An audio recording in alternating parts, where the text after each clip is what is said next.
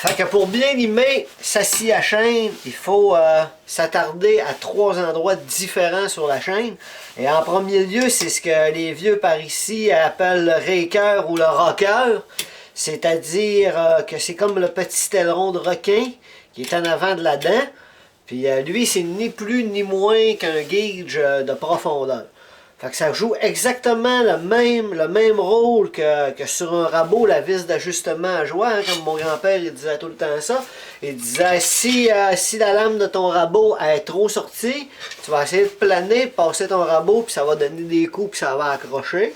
Puis si elle n'est pas assez sortie, ben là tu vas arriver sur le dessus du bois, tu vas glisser par-dessus, puis tu n'atteindras pas le bois. Ça, le guide de profondeur, ce qu'il fait, c'est qu'il détermine la hauteur entre ta chaîne et l'épaisseur de ton brin de scie. C'est exactement ça. Fait que si c'est trop épais, ta chaîne ne voudra plus rentrer, elle va comme plus vouloir mordre.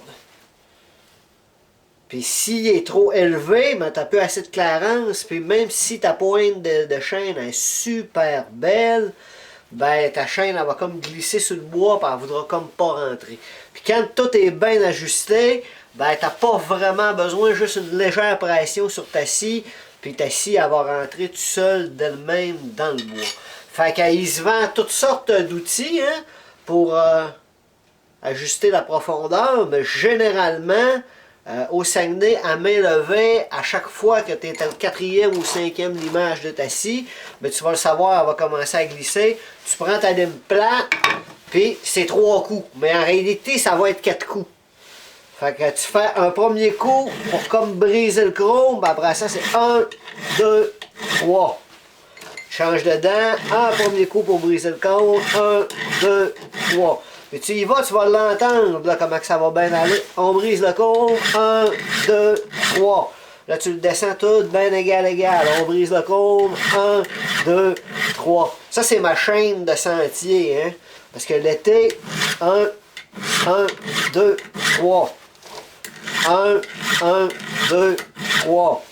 Parce que l'été, je fais l'entretien des sentiers pour gagner ma vie, pour la municipalité de Sainte-Rose-du-Nord. Puis quand on fait des sentiers, ben, on est tout le temps en train de couper des racines dans la terre puis des souches trop basses, fait que ça fait pas des belles chaînes d'ici. Puis là j'ai fini tard dans le mois de novembre, puis là on est rendu au début du mois de janvier, puis j'ai pas encore mis ma chaîne de scie mécanique vraiment à mon goût de ma job de sentier. Mais là ça va être un bon limage, puis on va être prêt à déboucher du bois franc après ça avec ça. Fait que faut briser le chrome une première fois, 1, 2, 3. On brise le cône, 1, 2, 3. On essaye de rester le plus stable possible. Là. Fait que là, moi, j'ai une grande poignée puis je m'accote de par en dessous. Là. On brise le cône, 1, 2, 3. Là, tu fais assis sur tes deux bords de scie. Bien égal. Tu t'en reviens avec. Là, tu fais ton raker en premier. Toujours commencer par ton raker, ton guide de profondeur quand il faut que tu le fasses. Puis après 4, 5, 6 limages, là, c'est sûr que l'hiver dans la neige, ça use moins les chaînes reculent moins vite, là.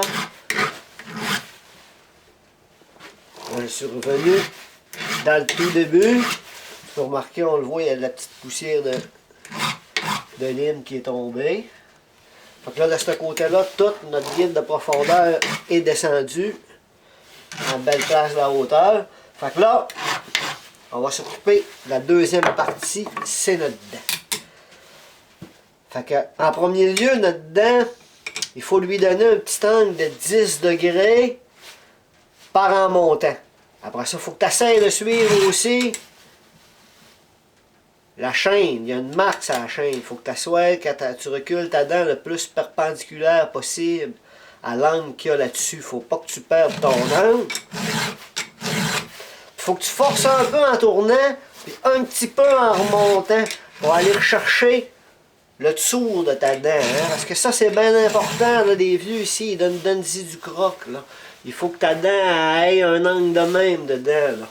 Et si tu vois que tu es parti à reculer ta dent, puis elle recule, mais que tu n'es pas capable d'atteindre le fond de la gouge comme il faut, ben là c'est un truc, quand je voyais mon grand-père, il met de même, puis il donnait des coups par en bas, puis je ne comprenais pas pourquoi.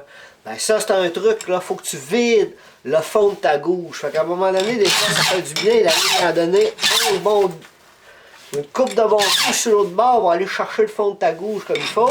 Après ça, tu y vas en montant, en tournant un peu légèrement, en forçant un peu pour aller chercher le dessous là-dedans, jusqu'au temps que tu aies une belle pointe. Là, tu changes dedans, tu y vas doux.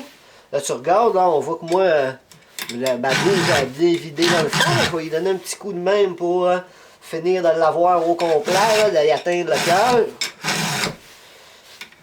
Un peu en tournant, en forçant par en haut, tu changes dedans. Un peu en tournant, en forçant par en haut. Tu vas le sentir que ta lime a bien coupé là-dedans. Là, tu essaies de compter tes coups, mais pas toujours possible. Et c'est pas une affaire qui est vraiment dérangeante, là, que tu aies des dents un peu plus, un peu moins. L'important, c'est qu'ils soient toutes bien blanches, qu'il y ait toute une belle angle, que la gouge soit bien vidée dans le fond, puis qu'il y ait un beau tranchant par en haut. Ça, c'est notre 10% d'angle. Là, un peu en tournant, puis tu vas l'entendre dans le son, là, quand tu vas l'avoir belle, là. Et tu continues, ainsi de suite. Toujours en forçant un peu